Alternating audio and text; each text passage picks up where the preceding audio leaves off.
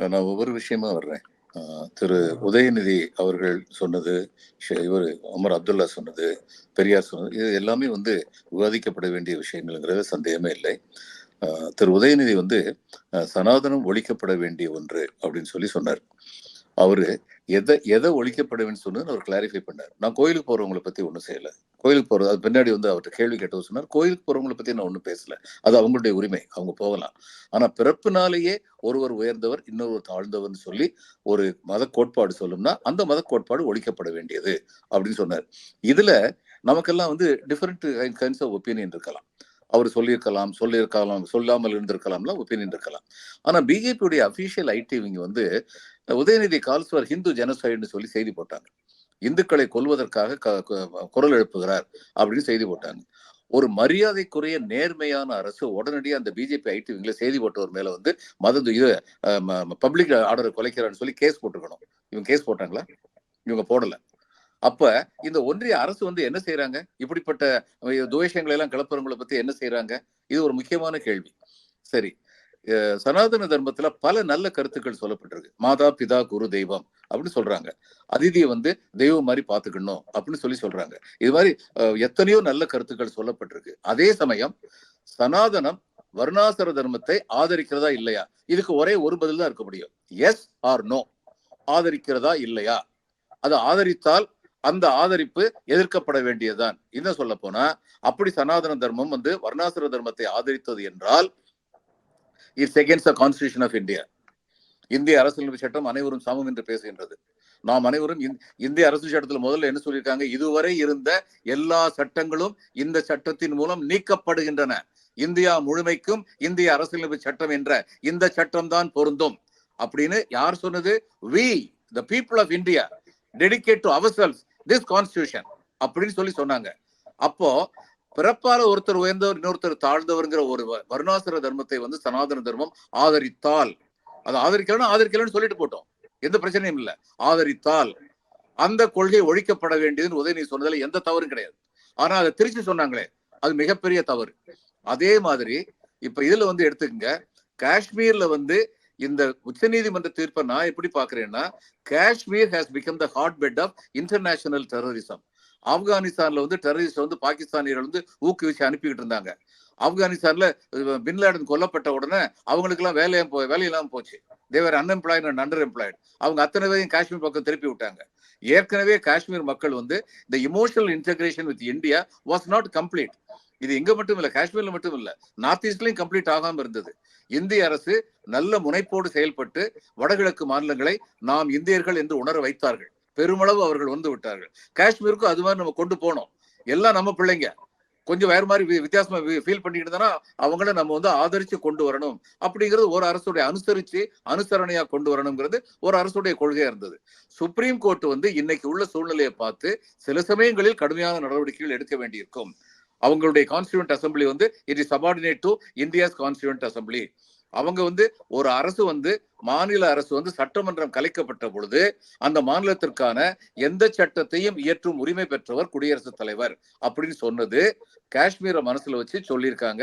காஷ்மீருடைய இன்றைய நிலையை வச்சு சொல்லியிருக்காங்க அப்படிங்கிறது புரிஞ்சுக்க முடியுது. ஆனால் this hits into the very principle of federalism. கூட்டாட்சியின் அடிப்படையவே குலைக்கிறது அப்படிங்கிறது உண்மை. தியரட்டிக்கலா ஒண்ணு கேட்கிறேன். Cochin the most industrial and commercial complex கேரளால ஒரு சட்டமன்றம் செயல்பட முடியாத சூழ்நிலை, சஸ்பெண்ட் பண்ணப்பட்டது, டிஸ்மிஸ் பண்ணப்படுதுன்னா குடியரசுத் தலைவர் இருந்தபோது கொச்சினை அவங்க யூடிஆர் டிக்ளேர் பண்ணிட முடியும் இந்த தீர்ப்பின் மூலம். அதே மாதிரி தமிழ்நாட்டில் கோயம்புத்தூரை யூடிஆர் டிக்ளேர் பண்ணிட முடியும். எந்த ஒரு மாநிலத்திலையும் பெங்களூர் மட்டும் ஒரு யூடிஆர் டிக்ளேர் பண்ணிட முடியும், கல்கத்தாவை மட்டும் முடியும். அப்போ இதனுடைய இம்ப்ளிகேஷன் ஹிந்து எடிட்டோரியல் ரொம்ப தெளிவா குறிச்சிருந்தாங்க. இந்த உச்ச நீதிமன்றத்துடைய தீர்ப்பு இதனுடைய இம்ப்ளிகேஷன் இந்தியா என்ற மாபெரும் நாட்டின் கூட்டாட்சி தத்துவத்தை கேள்விக்குரியதாக ஆக்குகிறது. ஒரு தீர்ப்பு கொடுத்த நீதிபதியை விமர்சிக்க கூடாது, ஆனால் அந்த தீர்ப்பினை விமர்சிக்கும் உரிமை இந்த நாட்டு மக்களுக்கு உண்டு, எல்லோருக்குமே உண்டு. அது நாடாளுமன்ற உறுப்பினர் இருந்தாலும் சரி, நாடாளுமன்றத்துக்கு வெளியில இருக்கிற நானும் நீங்களுமா இருந்தாலும் சரி, நம்ம அதை விமர்சிக்க முடியும். அந்த விமர்சனம் நாடாளுமன்றத்தில் வைக்கப்பட்டால் அதில் எந்த தவறும் கிடையாது. அதனால ஒரு சர்வாதிகார ஆட்சி நடந்த, பொது உடைமை கட்சியின் சர்வாதிகார ஆட்சி நடந்த கம்யூனிஸ்ட் சைனால மாசேதுங் வந்து 1000 எண்ணங்கள் 1000 பூக்கள் மலரட்டும், 1000 எண்ணங்கள் சிந்தனைகள் மலரட்டும் சொல்லி சொன்னார், உதிக்கட்டும்னு சொன்னார். நம்முடைய ஜனநாயகத்துல யாரும் எந்த கருத்தையும் சொல்றதுக்கு அடிப்படை உரிமை உண்டு. பெரியாரை பத்தி நீங்க வந்து சொன்னீங்க, ஆமாம் உண்மைதான்.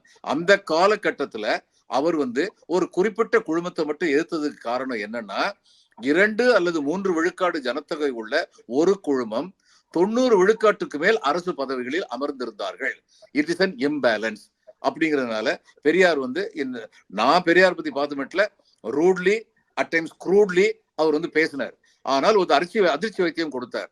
தொடர்ந்து அந்த அதிர்ச்சி வைத்தியம் தேவையில்லை. ஆனால் அவர் சொன்ன கருத்துக்கள் தமிழ்நாட்டில் நிலை பெற்ற அளவிற்கு இந்திய அரசியல், ஒன்றிய அரசியல் நிலை பெற்றிருக்கிறதா, பல மாநிலங்களில் நிலை பெற்றிருக்கிறதா, சமூக நீதி என்பது அங்கீகரிக்கப்பட்ட கொள்கையாக இருக்கிறதா, இந்த எல்லா கேள்வியும் வருது. அப்படி வரும் பொழுது அதை நீக்கினால் கூட இதுல எல்லாம் வந்து பெருந்தன்மை என்னன்னா, அந்த இதை பத்திய நீக்கும் பொழுது அவர் சபாநாயகர் ஒண்ணு சொல்லியிருக்கலாம், பெரியாருடைய அடிப்படை கொள்கையான சமூக நீதியை பற்றி இந்த சபை எந்த கேள்வியும் எழுப்பவில்லை, ஆனால் இங்கு அவரை கோட் பண்ணின விதம் சரியானதாக இல்லை என்பதால் நீக்குகிறேன் ஒரு வார்த்தை சொல்றதுல யாரும் குறைஞ்சு போயிட மாட்டாங்க. இன்னைக்கு உள்ள சூழ்நிலையில அந்த பெருந்தன்மை இல்லை, அதுதான் கோளாறு. ஓகே, ஸோ ஒரு 3-4 டைமென்ஷன்ஸ்ல நான் இதை பார்க்குறேன். ஃபர்ஸ்ட் திங், இந்த சனாதனத்தை டச் பண்ணதுனால ஜஸ்ட் ஒரு கிளாரிஃபிகேஷன்னா, திரு உதயநிதி பேசுறதுக்கு முன்னாடி திரு வீரமணி அவர்கள் பேசினார். அவர் பேசும்போது தெளிவாக கிளாரிஃபை பண்ணிட்டாரு, சனாதன தர்மமும் இந்து மதமும் ஒண்ணுதான், வேற வேற கிடையாதுன்றாரு.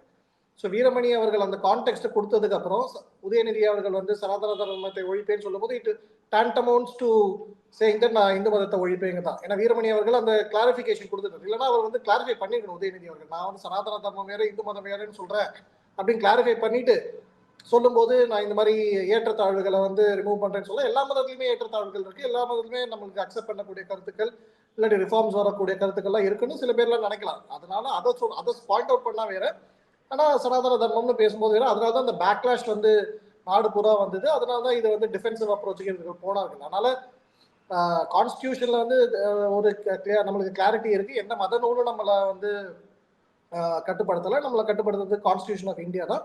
ஸோ அதனால யாருக்குமே எந்த கன்ஃபியூஷனும் வேணாம். இந்து மதத்தில் வந்து ஏற்றத்தாழ்வுகளை வந்து காட்டல. ஒரு மதம், ஒரு ஒரு ஃபவுண்டர், ஒரு மத நூல்ங்கிற அடிப்படையில் இந்து மதம் இல்லை. அதனால எதுக்கு யாருக்கு எது தேவையோ அதை எடுத்துக்கிறாங்க. But when it comes to laws, we know we are governed by the Constitution of India and the respective penal codes. அதனால உதயநிதி அவர்கள் சொன்னதுல தவறு என்பதில் மாற்று கருத்தே இருக்க முடியாது. ரெண்டாவது விஷயம், பெரியார் அவர்களை பற்றி பேசும்பொழுது, நேற்று நடந்த சம்பவம் காஷ்மீர் அது டச் பண்ணிட்டு பேசும்பொழுது, ஃபர்ஸ்ட் 370 பற்றின விஷயமும், அதுக்கு அடுத்தது பெரியாரோட கோர்ட் ரெலவன்ஸ் பற்றி பேசும்போது, காஷ்மீர் பற்றி பேசும்போது ஃபெடரலிசம்க்கு அகெயின்ஸ்டா அப்படி இப்படின்னு நம்ம பேசணும்னா, இதை வந்து 50-60ஸ்லேயே வந்து நீர்த்து போக செய்து விட்டார்கள் 370. ஏன்னா அது வந்து it's from the words of Jawaharlal Nehru and Gulzarilal Nanda. Jawaharlal Nehru prime minister இருந்தார், குல்சாரிலால் நந்தா ஹோம் மினிஸ்டர் இருந்தார். குல்சாரிலால் நந்தா அப்புறம் ஆக்டிங் பிரைம் மினிஸ்டரும் 2 தடவை இருந்தார். தெளிவாக அவங்க சொல்றாங்க, குல்சாரிலால் நந்தா சொல்றாரு, இந்த மாதிரி அது வந்து 370ங்கிற ஆர்டிகல் வந்து ஒரு ஷெல் தான், எம்டி ஷெல், அதுக்குள்ள எதுவுமே இல்லை அப்படின்னு. அதே மாதிரி ஜவஹர்லால் நேரு 50ஸ்ல பார்லிமெண்ட்ல பேசும்போதே சொல்லியிருக்கார், ஆர்டிகல் 370 வந்து it's temporary provision, it has to go. அதை வந்து அதுலேருந்து இருக்கிற பல சாராம்சங்களை வந்து முன்னாடி என்னெல்லாம் கொடுத்துச்சோ நம்மளுக்கு தெரியும். முன்னாடி வந்து separate they use to be call prime மினிஸ்டராக கூப்பிட்டுருந்தாங்க, ஃபிளாக், இந்த மாதிரி பல விஷயங்கள்லாம் இருந்துச்சு. நிறைய விஷயங்களை வந்து இல்லாம ஆக்கிட்டாங்க. அண்ட் ஜவஹர்லால் நேரு இந்த parliament says integration of Kashmir is complete and total அப்படின்னு சொல்லிட்டார். ஸோ அதனால அதில் வந்து மாற்று கருத்தே இருக்க முடியாது. Kashmiris are like other Indians தான் பேசியிருக்காரு. ஸோ 53ல பல்வேறு டைம்ல வந்து இதை பத்தி டிஸ்கஷன்ஸ்லாம் நடந்திருக்கு. அதனால through presidential orders in 50s and 60s, ஏன்னா அப்பயுமே ஷேக் அப்துல்லா கவர்மெண்ட் வந்து இது டிஸ்கஸ் பண்ணிட்டு ஷேக் அப்துல்லா அரெஸ்ட் பண்ணி கொண்டு வந்தது அப்போ ஜவஹர்லால் நேரு. அப்போ ஜவஹர்லால் நேரு ஆன்டி ஃபெடரலிசமா, ஜவஹர்லால் நேரு வந்து மாநிலங்கள் உரிமைக்கு எதிரானவரா, எத்தனை வருஷம் கொடைக்கானல்ல வந்து அரெஸ்ட் பண்ணி ஷேக் அப்துல்லா வச்சிருந்தாங்க. அந்த மாதிரிலாம் இப்போ யாருமே எதுவுமே பண்ணலை. மற்ற அடுத்த வந்த கவர்மெண்ட்ஸ் எல்லாம் எப்படி ப்ராப்பர் பண்ணாங்கன்னு தெரியும், அதை எப்படி டிஸ்மிஸ் பண்ணாங்கன்னு தெரியும். த்ரூ வேரியஸ் பிரசிடென்ஷியல் ஆர்டர்ஸ் இந்த மாதிரி ஸ்பெஷல் ப்ரொவிஷன், ஸ்பெஷல் ப்ரிவிலேஜஸ் இருந்தது காஷ்மீருக்கு இருந்ததெல்லாம் ரிமூவ் பண்ணாங்கன்னு நமக்கு தெரியும் டியூரிங் நேருஸ் டைமே. ஸோ அதனால இன்னைக்கு வந்து அந்த ஆர்டிக்கல் அப்படின்னு இருந்துங்கிறது இட் வாஸ் இந்த புக் ஒரு very very few things compared to what started in 48, 49. அடுத்தது இன்னொரு விஷயம் பார்லிமெண்ட்ல டிபேட் பண்ண விஷயம் வந்து நேரு காரணமா, பட்டேல் காரணமா அப்படின்னா, ஸோ இதுக்குள்ளாம தெளிவான தரவுகள் இருக்கு. எல்லாரும் சொன்னது நேரு வந்து அமெரிக்கால இருந்தார், ஸோ இது பட்டேல் தான் கொண்டு வந்தார், அதெல்லாம் இல்லவே இல்லை. நேரு வாஸ் கிளியர்லி தேர். அந்த டைம்ல கொண்டு வந்த டைம்ல ஹி டிராவல்ட். பட் இது பண்ணது வந்து ஃபுல்லாவே ஸ்ரீனிவாச ஐயங்கார். ஏன்னா அம்பேத்கர் டிஸ்அக்ரீட் வித் அப்துல்லா, ஷேக் அப்துல்லா. அம்பேத்கர் இதை சொல்லும் போது Ambedkar had a conversation with Sheikh Abdullah. Ambedkar தெளிவா சொல்றாரு, எனக்கும் ஷேக் அப்துல்லாவுக்கு இல்லை டிஸ்அக்ரிமெண்ட் இருக்கு, ஆனால் நான் இந்த 370 பத்தி நான் எழுத போதில்லைன்னு. அதனால ஸ்ரீனிவாச ஐயங்கார் அவர்களுக்கு கொடுக்கப்படுது. ஸ்ரீனிவாச ஐயங்கார் வந்து திவான் மகாராஜா ஹரிசிங்க்கு திவானா இருந்தவர், அதனால அவர்கிட்ட தராங்க. அவர் எழுதும் போதே கடைசியில் அவருமே தெளிவாக கோட் பண்ணியிருக்கார், அதுக்கான எவிடன்ஸ் எல்லாம் இருக்கு. ஷேக் அப்துல்லா கொடுத்த கண்டிஷன்ஸை வந்து ஹி டிஸ்அக்ரீட், அவருக்கு வந்து அதில் ஏற்பு இல்லை ஸ்ரீனிவாச ஐயங்கார் அவர்களுக்கும். அதனால இது வந்து தெளிவா பட்டேல் அவர்களுக்கு சொல்லும் போது பட்டேல் இதை ஒத்துக்கல. நேரு அவர்கள் வந்து காஷ்மீர் அஃபேர்ஸை பார்த்துக்கிட்டு இருந்ததுனால it was directly under Nehru's control. நேருவோட ஒப்புதலாக தான் இந்த 370 கொண்டு வந்தது. Patel had no role to play in 370 வந்து கொண்டு வரல. ஏன்னா பட்டேல் மற்ற ஸ்டேட்ஸ் தான், பிரின்சிபல் ஸ்டேட்ஸ் தான் பார்த்துட்டா காஷ்மீர் அஃபேர்ஸ் டைரக்டா நேருக்கு வந்தது. அடுத்த விஷயம், பெரியார் அவர்களோட கோட் பண்ணும்போது பெரியார் அவர்களை கோட் பண்றதுல பிரச்சனை இல்லை, எந்த விஷயத்துல என்னைக்கு கோட் பண்றாங்க பிரச்சனை. சுப்ரீம் கோர்ட் ஜட்மெண்ட் வருது, அந்த ஜட்மெண்ட் வந்து அஃபர்ம்ஸ் பார்லிமெண்ட் பாஸ் பண்ண பில்லை வந்து சரின்னு சொல்லி ஜட்மெண்ட் வந்து அன்னைக்கு அதை பத்தி டிஸ்கஸ் பண்ணும்போது இடம் பொருள் ஏவல் இருக்கிற மாதிரி அன்னைக்கு பெரியார் அவர்கள் ஒரு இனக்குழுக்கும் தங்களுடைய ரைட் டு செல்ஃப் டிட்டர்மினேஷன் இருக்கு, அவர்களை வந்து அவர்களுடைய ஃபியூச்சரை டிட்டர்மைன் பண்ணிக்க முடியும் அப்படிங்கிற சொல்றது வந்து தெளிவான ஒரு பிரிவினைவாத கருத்து. இது திமுகவோட கருத்தா, எம்எம் அப்துல்லாவோட கருத்தா, இந்திய அலையன்ஸோட கருத்தாங்கிறது அடுத்தது. ஆனா இது பெரியாரோட கருத்து. பெரியார் ஏனால் இந்தியா ஒரு நாடாக பார்க்கவில்லை, திராவிட நாடு தனியா வேணும்னு கேட்டார், மற்ற ஜின்னா அவர்களோட கொலாபரேட் பண்ணி ட்ரை பண்ண எல்லாமே இருந்துச்சு. அதனால எக்ஸ்பென்ஸ் செய்யப்படுது. பெரியார் சொன்னதுனால எக்ஸ்பென்ஸ் செய்யப்படல, பெரியார் என்ன சொன்னாருங்கிற விஷயத்தினாலதான் அந்த ரிமார்க்ஸ் எக்ஸ்பென்ஸ் செய்யப்பட்டது. அதே மாதிரி இப்ப பெரியார் வந்து கம்யூனிஸ்ட்காரர்களை பத்தி பேசினதெல்லாம் இப்ப யாராவது ஒருத்தர் கோட் பண்ணா பார்லிமெண்ட்ல அலோவ் பண்ணலாமா? பெரியார் அவர்கள் திமுகவை பத்தி பேசினதெல்லாம் யாராவது இப்ப பார்லிமெண்ட்ல கோட் பண்ணார்னா அதை வந்து அலோவ் பண்ணலாமா? பெரியார் அவர்கள் வந்து காங்கிரஸையும் மகாத்மா காந்தி அவர்களையும் பத்தி பேசினதை வந்து பார்லிமெண்ட்ல கோட் பண்ணானா பார்லிமெண்ட்ல அலோவ் பண்ணலாமா? ஸோ பெரியார் அவர்கள் அப்படிங்கிறதுனால யாரும் எக்ஸ்பென்ஸ் பண்ணல. பெரியார் அவர்கள் சொன்ன கருத்து அளவுடா இல்லையா, இல்லாட்டி அது ஏற்புக்குரியதா இல்லையான்னு தான். பெரியார் அவர்கள் சொன்ன பல கருத்துக்கள் நீங்க சொன்ன மாதிரி, திரு பாலச்சந்திரன் அவர்கள் சொன்ன மாதிரி பலது வந்து நம்மளால ஏத்துக்க முடியாது. இன்னைக்கு இருக்கிற ஒரு பார்லன்ஸ்ல, காமன் பார்லன்ஸ்ல அதெல்லாம் ஏற்றுக்கவே கொள்ள முடியாது. ஏன்னா அவர்களுடைய சொற்கள் கடுமையான சொற்கள், கடுமையான கருத்துக்கள் இருந்துச்சு. அது கம்யூனிஸ்ட பத்தியா இருக்கட்டும், அது காங்கிரஸை பத்தியா இருக்கட்டும், மகாத்மா காந்தியை பத்தியா இருக்கட்டும், அது திமுகவை பத்திய சில கருத்துக்களா இருக்கட்டும், அது வந்து ஒரு குழுவை பத்தின கருத்துக்களோ, பெண்களை பத்தின கருத்துக்களா இருக்கட்டும், தமிழை பத்தின கருத்துக்களா இருக்கட்டும், எத்தனையோ விஷயங்கள் அதெல்லாம் இன்னைக்கு அக்செப்டே பண்ணிக்க முடியாது. ஸோ காமன் பார்லன்ஸ் இந்த மாதிரி ஒரு விவாதத்திலே அது வந்து பேசுறது வந்து தப்பா தெரியும். அப்படி இருக்கும் பார்லிமெண்ட்ல அன்னைக்கு 370 பத்தி ஜட்மெண்ட் வந்து அன்னைக்கு பிரிவினைவாத கருத்து சொன்ன பெரியாரோடைய அந்த பிரிவினைவாத கருத்தை வந்து கண்டிப்பா இன்னைக்குமே அலோவ் பண்ணிருக்க முடியாது. அதனால அதை எக்ஸ்பென்ஸ் பண்ணது சரிதான். அதுக்கு வந்து இது சொல்லிட்டு பண்ணிடலாமா அப்படிங்கிறது இடஒதுக்கீட்டை பத்தி நான் அவசியமே இல்லை. இத்தனைக்கு இடஒதுக்கீடு காஷ்மீர்ல 370 அபர்கேட் பண்ணதுனால தான் வருது. ஸோ அதனால இடஒதுக்கீடை கொண்டு வந்ததே இப்போ இந்த மோடி அரசாங்கம் 370 அபர்கேட் பண்ணலாம். அதுக்கு முன்னாடி இடஒதுக்கீடு கிடையாது காஷ்மீர்ல. ஸோ அதனால அது வந்து ஒரு இடஒதுக்கீடோட ரெஃபரன்ஸ் வந்து ஒரு அவுட் ஆஃப் கான்டெக்ஸ்டா போயிருக்கும். Completely 100% right.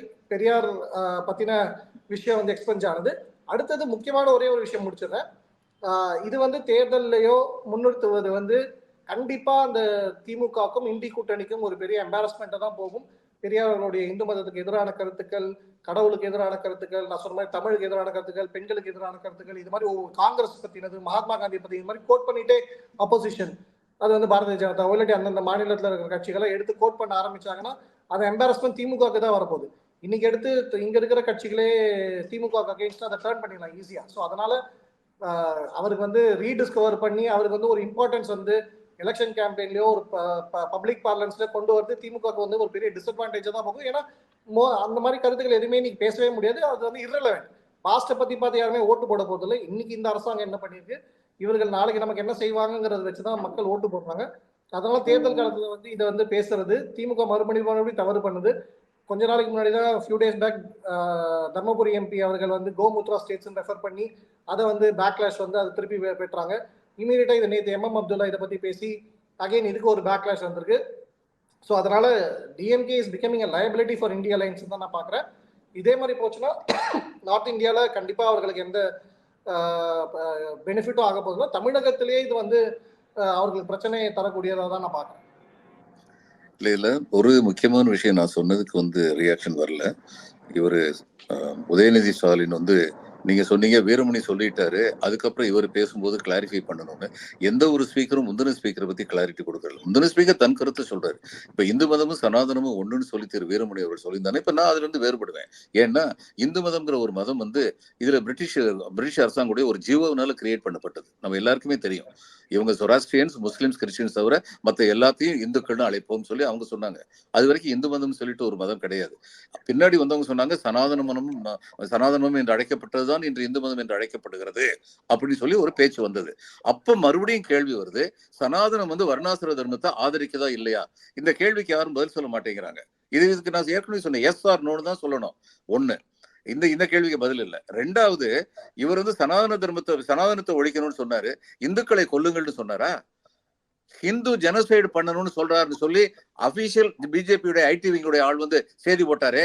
அதுக்கு என்ன பதில்னு கேட்டேன், அதுக்கு பதில் இல்லை.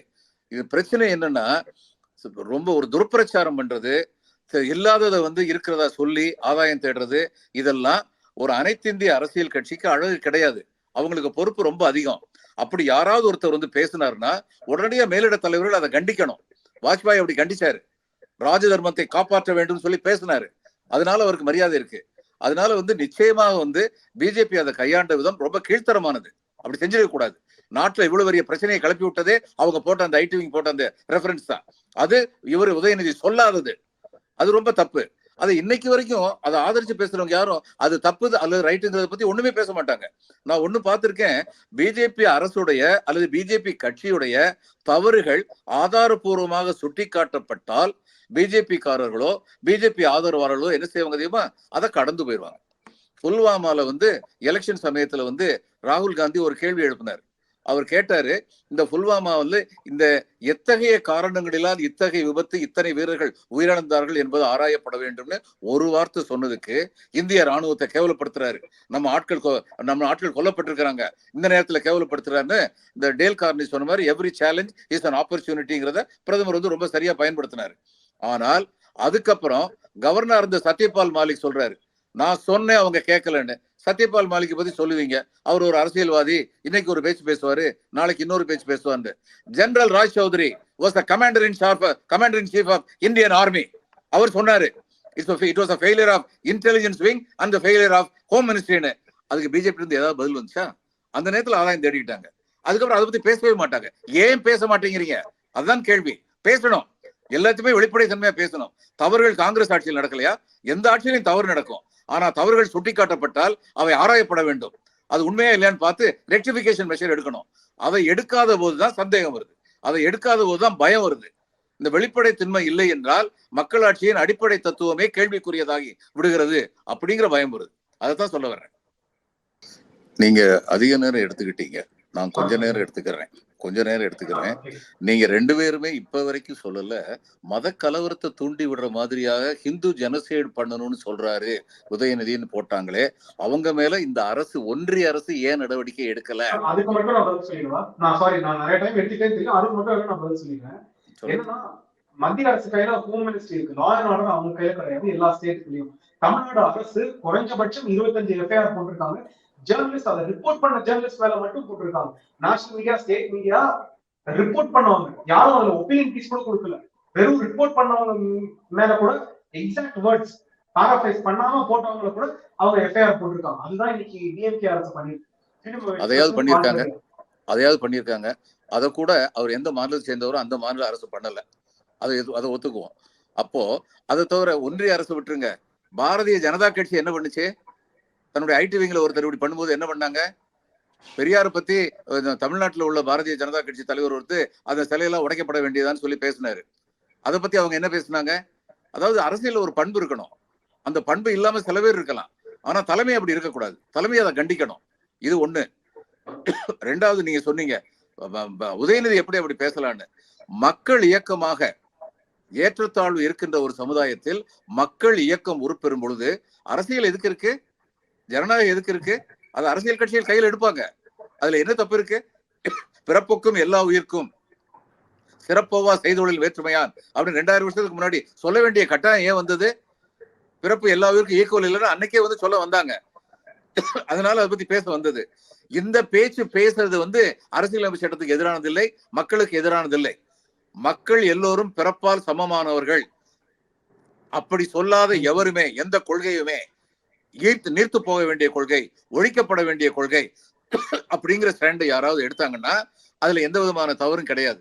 இன்னொன்னு, ரெண்டாவது விஷயம் என்னன்னா, இந்த இதுல வந்து சுப்ரீம் கோர்ட் ஜட்மெண்ட்ல வந்து திரும்ப திரும்ப நம்ம சொல்ல வர்றது, காஷ்மீருடைய இன்றைய நிலவரத்தை வைத்து கொடுக்கின்ற ஒரு ஜட்ஜ்மெண்ட், ஒரு தீர்ப்பு அப்படிங்கிறது வந்து இந்தியாவுடைய பெடரல் சிஸ்டத்தையே அஃபெக்ட் பண்றதா இருக்கக்கூடாது. They should have been very clear. We are restricting ourselves to the situation in JNK சொல்லியிருக்கணும். அவங்க சொல்லல, அது தவறுதான். அந்த தீர்ப்பு பலவிதமான இம்பாக்டுக்கு வந்து வழிவகுக்கும் அப்படிங்கிற அச்சம் இருக்கு. அந்த அச்சத்தை தான் எல்லாரும் சொல்றாங்க. அதுல எந்த விதமான தவறும் கிடையாது. அது எங்க வேணாலும் சொல்லலாம், நாடாளுமன்றத்திலையும் சொல்லலாம், நாடாளுமன்றத்துக்கு வெளியிலையும் சொல்லலாம், யாரு வேணாலும் சொல்லலாம். சொல்றவங்க யாரா இருந்தாலும் எப்பொருள் யார் யார் வாய் கேட்பினும் அப்பொருள் மெய்ப்பொருள் காண்பதறிவு, அதுதான் நமக்கு முக்கியம். இன்றைக்கு பாரதிய ஜனதா கட்சியை பொறுத்த மட்டும் மிகப்பெரிய வல்லமை படைத்த ஒரு கட்சியாக, பல மாநிலங்களில் ஆளும் கட்சியாக இருக்கின்ற ஒரு கட்சி தன்னுடைய இடைநிலை தலைவர்களோ கடைநிலை தலைவர்களோ தவறான பேச்சுக்களை பேசினால், மத துவேஷங்கள் பரப்புவதாக அது இருந்தால் அதை கண்டிப்பதை விட்டுவிட்டு இன வேற்றுமைகள் அழிக்கப்பட வேண்டும், ஜாதி வேற்றுமைகள், உயர்ந்தோர் தாழ்ந்தோர் என்ற கொள்கை அழிக்கப்பட வேண்டும் என்று சொல்பவர்களை பார்த்து நீங்கள் உங்கள் அரசியல் என்ன செய்தீர்கள் என்று கேட்டால் அதற்கு என்ன பதில் என்றால், ஒரு நரிக்குறவ பெண்மணி சற்று மரியாதை குறைவாக நடத்தப்பட்ட காரணத்திற்காக உடனடியாக நடத்துனர் இடைப்பணி நீக்கம் செய்யப்பட்டார். நான் கேட்கறது எல்லாம், இந்த சமுதாயத்துல போலீஸ்ல வந்து எல்லாருமே நல்லா இருக்காங்களா? நம்ம போலீஸ்ல வந்து நமக்கு நிர்வாகத்துல, ரெவென்யூ டிபார்ட்மெண்ட்ல, போலீஸ்ல, எல்லா டிபார்ட்மெண்ட்லயும் எல்லாருமே ஜாதி வேற்றுமை இல்லாம தமிழ்நாட்டுல இருக்காங்களா? இருக்கு, ஜாதி வேற்றுமை இருக்கு, ஜாதி கொடுமை இருக்கு. எது முக்கியம்னா, இந்த கொடுமைகள் தவறு என்று உறுதியாக நம்புகின்ற தலைமை வேண்டும், அது முக்கியம். அந்த தலைமை வந்து பாரதிய ஜனதா கட்சிகிட்ட இருக்கா? நீங்க சொல்றீங்க ஜாதியை ஒழிக்கணும்னு சொல்லி, சரி, நல்ல இந்த ஜாதியை பத்தி பேசக்கூடாதுன்னு சொல்றீங்க. ஆனால் ஒருத்தர் வந்து நாங்க வந்து ஓபிசியை சேர்ந்தவரை முதலமைச்சரா வச்சிருக்கோம். இருங்க, ஒரு நிமிஷம். ஓபிசியை வந்து முதலமைச்சரா வச்சிருக்கோம், ஷெட்யூல் காஸ்ட் சேர்ந்தவரையும் ஷெட்யூல் ட்ரைபை சேர்ந்தவரையும் நாங்க வந்து துணை முதலமைச்சரா வச்சிருக்கோம் அப்படின்னு ஏன் டிஸ்டிங்ஷன் காமிக்கிறீங்க? உண்மை என்னன்னா, இன்று உள்ள நிலையில் ஜாதி படிமங்கள் இருக்கின்றனங்கிறத நம்ம பூனை கண்ணை மூடிக்கொண்டால் பூலோகம் இரண்டு விடாது. ஜாதி படிமங்கள் இருக்கின்றன, அதனால் ஏற்றத்தாழ்வுகள் இருக்கின்றன, அவைகள் சரி செய்யப்பட வேண்டும். There cannot be equal fight among the inequalities. இது உலகம் பூரா அறிந்த உண்மை.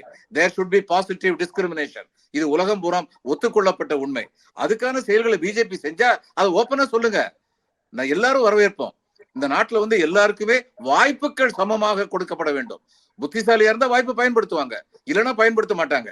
ஆனா வாய்ப்புகள் சமமாக கொடுக்கப்பட வேண்டும். அதை பிஜேபி நம்புறாங்கன்னா அதை ஓப்பனா சொல்லும் பொழுது மத்தவங்க சொன்னா மட்டும் அது தவறாயிராது. அவ்வளவுதான். என்னோட ஸ்டேட்மெண்ட் மட்டும் ஒரே ஒரு கனெக்ஷன் வந்து பண்ணிக்கிறேன். இல்ல, நான் என்னன்னா ஜாதிகள் ஒழிக்கப்பட வேண்டும் அப்படின்னு சொல்ல, வேற்றுமைகள், டிஸ்கிரிமினேஷன் ஒழிக்கப்படணும் அப்படின்னா, ஜாதிகள் இருக்கலாம் ஆனா டிஸ்கிரிமினேஷன் இருக்கக்கூடாது அப்படின்றாங்க. ஜாதி இருக்கிற வரைக்கும் டிஸ்கிரிமினேஷன் இருக்கு. தாழ்த்தப்பட்டோர், அப்படின்றது ஓகே. ஆனா இந்த ஐடென்டிஃபிகேஷன்னால அவர்கள் வந்து என்னோட வேற மாதிரி, அவங்களோட நான் சேரக்கூடாது, அவங்களோட சேர்ந்து சாப்பிடக்கூடாது, அவங்களோட ஒரு செயல் செய்யக்கூடாது, இல்ல அவர்கள் வந்து என்னோட தரம் வேற, அவர்களோட தரம் வேற அப்படின்ற அந்த சிந்தனை தவறுன்றதே தவிர அவர்களோட ஐடென்டிஃபிகேஷன்ன்றது ஒரு தவறு கிடையாது அப்படின்னு தான் நான் பாக்குறேன். இல்ல, அவங்களுடைய ஐடென்டிபிகேஷன் என்னங்க? தாழ்த்தப்பட்டவருடைய ஐடென்டிபிகேஷன் தீண்டத்தக்காதவர்கள், இதுதான் ஐடென்டிபிகேஷன். இந்த ஐடென்டிபிகேஷன் இருக்கணுமா? நான் ஒரு காப்லர், நான் ஒரு விவசாயி, நான் இந்த ஒரு தொழிலை செய்கிறேன், நான் இந்த படித்திருக்கேன், இந்த ஊர்ல இருந்து வரேன், நான் இந்த ஜெண்டர்ல இருக்கேன், நான் வந்து இத்தனை வயசாகுது, இந்த கலர்ல இருக்கேன் அப்படிங்கிறது எல்லாமே வந்து ஒரு ஐடென்டிபிகேஷன். நான் அந்த ஐடென்டிபிகேஷன் தவறுன்னு சொல்றேன். ஆனா நான் வெள்ளையா இருக்கனாலும் சிறப்பா இருக்கனாலும் வேற வேற, நான் இந்த ஊர்ல பிறந்தனால எனக்கு வேற உரிமை, அந்த ஊர்ல பிறந்தனால வேற உரிமை, நான் வந்து இந்த கல்வி படிச்சிருக்கேன், நீங்க இந்த கல்வி படிச்சிருக்கீங்க, அதனால நான் இடத்துல சாப்பிடுவேன், நீங்க இன்னொரு இடத்துல சாப்பிடணும் அப்படிங்கிற அந்த எல்லா டிஸ்கிரிமினேஷனுமே பிரச்சனை அப்படின்னு சொல்லி. இல்ல, பிரச்சனை அது மட்டும் இல்ல, நான் ஏத்துக்கிறேன் நீங்க சொல்றது. ஆனா பிரச்சனை அது மட்டும் இல்ல. காப்லர் பிள்ளைக்கு வந்து காப்லருக்கு மரியாதை கொடுத்துட்டேன், அதனால அவன் காப்லராகவே இருக்கணும்னு ஆயிடக்கூடாது. அந்த காலத்துல நம்ம ஒரு புராண கதை, நிச்சயமா அது புராண கதை தான். ஈஸ்வரனை பார்த்து ஒரு புலவன் கேள்வி கேட்டான்னு சொல்லி சமுதாயம் இது. அவர் வந்து சங்கை கீறு கீரென்று இருக்கும் கீரனோ என் பாட்டில் பிழை சொல்ல வல்லான் அப்படின்னு சொல்லி சிவபெருமான் கேட்டபோது, சங்கருப்பது எங்கள் குலம் சங்கரனார் கேது குலம் சங்கை அறிந்துண்டு வாழ்வோம் அரணே உன்போல் இறந்துண்டு வாழும் அப்படின்னு கடவுளை பார்த்து கேள்வி கேட்டான் அப்படின்னு சொன்ன பெருமை மிகு சமுதாயம். அதை பத்தி நம்ம பெருமை பண்ணோம். எல்லா தொழிலும் செய்யும் தொழிலே தெய்வம். அதே சமயம் அந்த சங்ககால இலக்கியங்கள் வந்து பெண்பார் புலவர்களும் சாதாரண தொழில் செய்பவர்களாக இன்று கருதப்படுபவர்களிருந்து எத்தனை புலவர் பெருமக்கள் வர முடிந்தது. அப்படிப்பட்ட ஒரு சமுதாயம் மறுபடியும் வரணும். அதுக்கு நம்ம உழைக்கணும். இன்னைக்கு வந்து ஒருத்தர் வந்து சங்கருக்கிறவர் இருந்தா அவர் புள்ள பரம்பரையா சங்கரிக்க வேண்டியதில்லை. அவங்களுக்கு மற்ற தொழில்கள் செய்வதற்கான வாய்ப்புகள் வசதிகள் செய்து தரப்பட வேண்டும். அதுதான் அடிப்படை நோக்கம். அதான் டாபிக் வந்து எல்லாத்தையும் பத்தி பேசுறோம். But again coming back to Periyar, இது ஐ திங்க் நீங்க வந்து பாலச்சந்திரன் சார் சொன்ன மாதிரி ஒவ்வொருத்தரும் ஒரு இன்டர்பிரிட்டேஷன் கொடுக்குறாங்க, மிஸ் இன்டர்பிரிட்டேஷன் கொடுக்குறாங்க, இது பண்றாங்கன்னா ஆன் ஒன் சைடு. அப்படி பார்த்தா இப்போ நேத்தோ இன்னைக்கோ வந்து முதலமைச்சர் அவர்களும் சரி, உதயநிதி அவர்களும் சரி, இமாம் அப்துல்லா ஸ்டேட்மெண்ட்டுக்கு ஒரு பின்னணி கொடுத்துருக்காங்க. பெரியாரோடைய பேரை வந்து விபி சிங்கே மண்டல் கமிஷன் கொண்டு வரும்போது கோட் பண்ண பெரியார் பேரை வந்து இப்போ ரிமூவ் பண்ணிட்டாங்கன்னு. கான்டெக்ட் அது கிடையவே கிடையாது. கான்டெக்ட் வந்து அந்த கருத்து வந்து அனுமதிக்க கூடிய கருத்தா இல்லையா அப்படிங்கிறது தான். ஸோ இங்க வந்து இப்போ சீஃப் மினிஸ்டரே ஸ்பின் பண்ணியிருக்காரு. ரெண்டாவது உதயநிதி ஸ்டாலின் அவர்கள் வெரிஃபை பண்ணி கிளாரிஃபை பண்ணிக்கணும்னு நான் சொன்னது அதுக்காக கிடையாது. நான் சொன்னது வீரமணி அவர்கள் அப்படி ஒரு கான்டெக்ட கொடுத்த பிறகு உதயநிதி அவர்கள் சொல்லும் போது இட் மீன்ஸ் தட் அப்படிங்கிறது தான் நான் சொன்னேன். ஸோ உதயநிதி அவர்கள் இது எப்படினாலும் மேட்டர் சப்ஜெக்ட், இது வந்து கோர்ட்ல இருக்கு. அதே மாதிரி ராம அவர்கள் சொன்ன மாதிரி அந்த சைடு எல்லா சைட்லயுமே கேஸ் ஃபைல் பண்ணிருக்காங்க. So matter subject. நான் சொன்ன ஃபர்ஸ்ட் விஷயம் வந்து இது வந்து தெளிவா உதயநிதி அவர்கள் வேற அங்க சொன்னார், நான் இங்க தனி மனிதனா வரல, நான் வந்து மந்திரியா வந்திருக்கேன் அப்படின்னு. இப்ப மந்திரியா வந்திருக்கேன்னு சொல்லும் போது அது கவர்மெண்டோட பொசிஷனா, அது வந்து திமுக ஒரு தனி மனிதனோட பொசிஷனா இருந்தா பிரச்சனை இல்லை. ஆமா, அது கவர்மெண்ட் பொசிஷன் தாங்க. அது கான்ஸ்டிடியூஷனல் பொசிஷன். அது கான்ஸ்டிடியூஷனல் பொசிஷன். நான் முடிக்கிறேன். வீரமணி அவர்கள் சொன்னா பிரச்சனை கிடையாது, திராவிட கழகத்துல இருக்கிறவங்க சொன்னா பிரச்சனை கிடையாது, வேற ஏதாவது ஆர்கனைசேஷன் சொன்னா பிரச்சனை இல்லை, திமுக இருக்கிற ஒருத்தர் சொன்னா கூட பிரச்சனை கிடையாது. ஆனா டிஎம்கே கவர்மெண்ட்ல மினிஸ்டர் அவர்கள் நான் இந்த ப்ரோக்ராம்க்கு மினிஸ்டரா வந்து பேசுறேன்னு சொல்லும் பொழுது அவர் சொன்ன கருத்து வந்து அப்ப கவர்மெண்டோட பொசிஷனான கிளாரிபிகேஷன் வேணும். அதை வந்து அன்னைக்கே கொடுக்கணும் அப்படின்னு கிடையாது, அதுக்கப்புறம் கொடுக்கணுமா இல்லையாங்கிறது தான் கேள்வி. ஏன்னா கவர்மெண்ட் பொசிஷனா it is a problematic one. ஏன்னா சனாதன தர்மத்தை ஒழிப்பேன்னு சொல்லும்போது நம்ம ஒரு இன்டர்பிரேஷன் கொடுத்துட்டு போகலாம். ஆனா பெருவாரியாக இந்துக்களால் இந்தியர்களால் சனாதன தர்மம் என்றால் என்ன என்பது புரிந்து கொள்ளப்படுகிறது தான் இங்க கேள்வி. ஸோ அது வந்து வர்ணாசிரம தர்மம் அப்படின்னு எங்கேயுமே கிடையாது. சனாதன தர்மம் இஸ் ஈக்குவல் டு வர்ணாசிரம தர்மம் எந்த நூல்ல இருக்கு? யார் பேசியிருக்கா? கிடையவே கிடையாது. அப்படி இப்படி ஒரு எஸ்கேப் ரூட் எடுத்துக்கிட்டாலும் பிரச்சனை கிடையாது. சனாதன தர்மம் என்பது இந்து மதத்தை, அதுக்கு பேரில்லாத மதம், பேரில்லாத தர்மம். நீங்க சொன்ன மாதிரி பிரிட்டிஷர்ஸ் வந்து கூப்பிட்டாங்க, இல்லாட்டி கிரீக்ஸ் கூப்பிட்டாங்க, இல்லாட்டி அரப்ஸ் கூப்பிட்டாங்கிறதெல்லாம் இருக்கு வரலாறு. ஆனால் ஒரு பேரில்லாத ஒரு மதத்தை அப்படிதான் எல்லாருமே அழைத்து கொண்டிருந்தார்கள். அது வந்து நான் ஒழிப்பேன்னு சொல்லும் போது அது டெங்கு காலராவோட கம்பேர் பண்ணும் போது தான் அந்த ரெஃபரன்ஸ் வருது.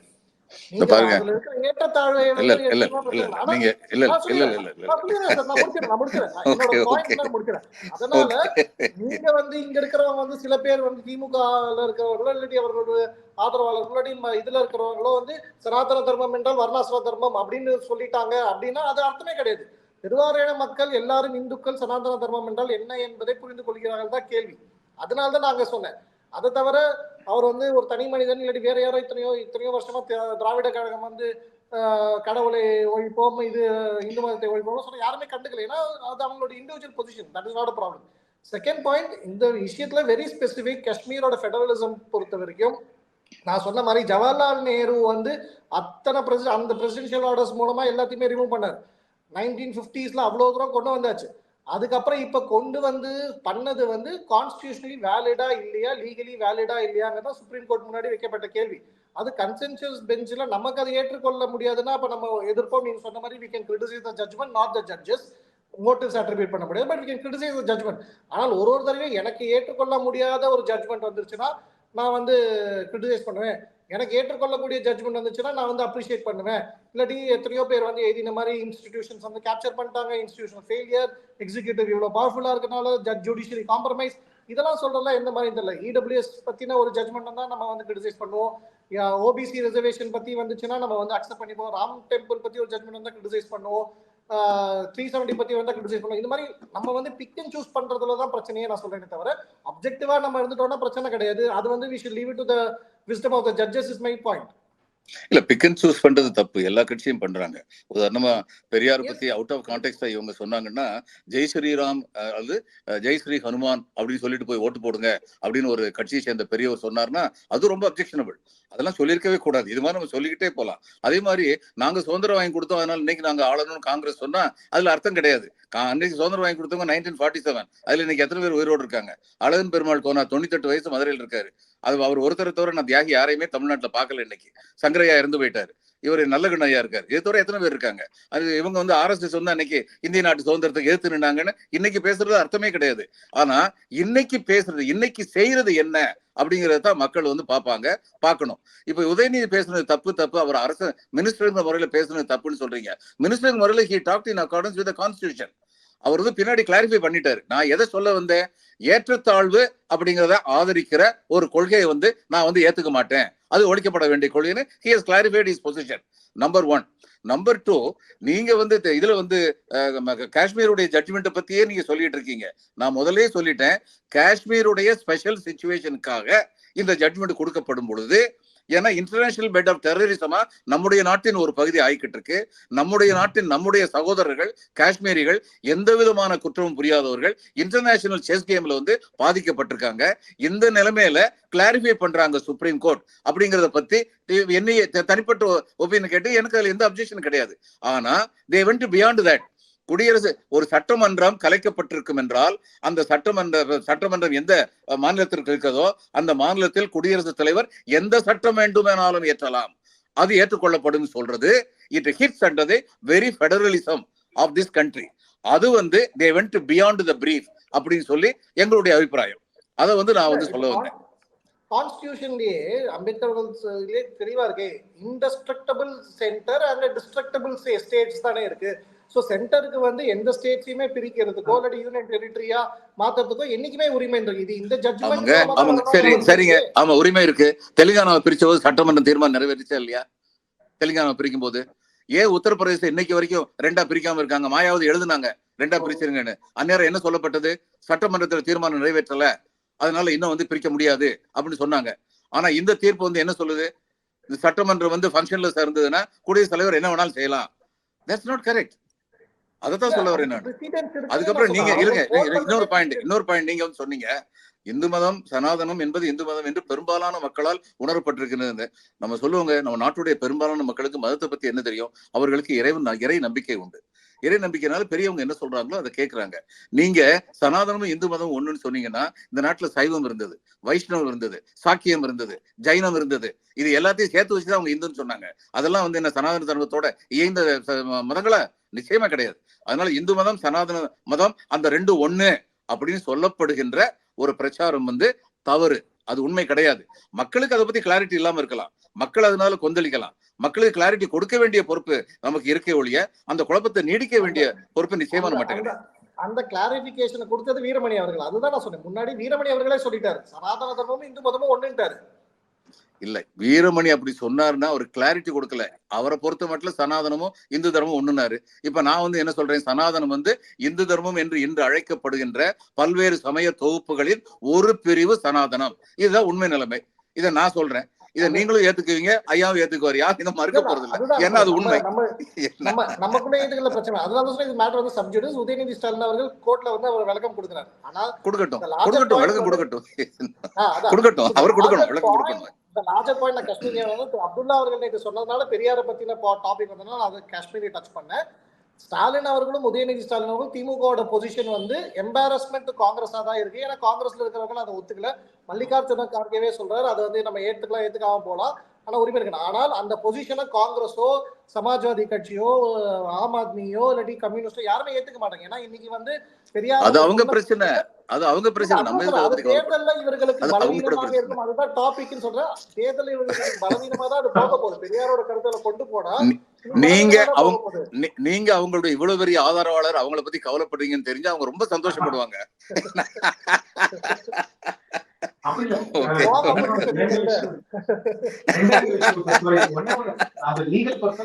Observations are different from judicial orders. Supreme Court இல்ல சுப்ரீம் கோர்ட் நிறைய அப்சர்வேஷன் பண்ணியிருக்காங்க, ரெக்கமெண்டேஷன் பண்ணியிருக்காங்க, சீக்கிரமா தேர்தல் நடத்துங்கன்னு சொல்லியிருக்காங்க, ஃபுல் ஸ்டேட் கோர்ட் கொடுங்கன்னு சொல்லியிருக்காங்க. இதெல்லாம் உங்களுடைய ரெக்கமெண்டேஷன். ஆனா தீர்ப்புங்கிறது என்னது? தீர்ப்புல வந்து சொல்லியிருக்காங்க குடியரசுத் தலைவருக்கு அப்சல்யூட் ரைட் இருக்கு, அப்சல்யூட் அத்தாரிட்டி இருக்கு.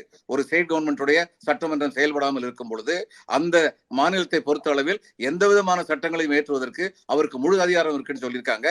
நீங்க நம்ம 3 பேருமே வந்து இதனுடைய இம்ப்ளிகேஷனை தெரிஞ்சவங்க. ஹிந்து வந்து ஒரு நியூட்ரல் நியூஸ் பேப்பர் மோஸ்ட்லி நம்ம எல்லாருக்கும் தெரியும். அவங்க அடுத்த நாள் எடிட்டோரியல் என்ன எழுதுனாங்க? ஸ்கேத்திங் அட்டாக் ஆன் தி ஜட்ஜ்மெண்ட் அவங்க கொடுத்திருக்காங்க.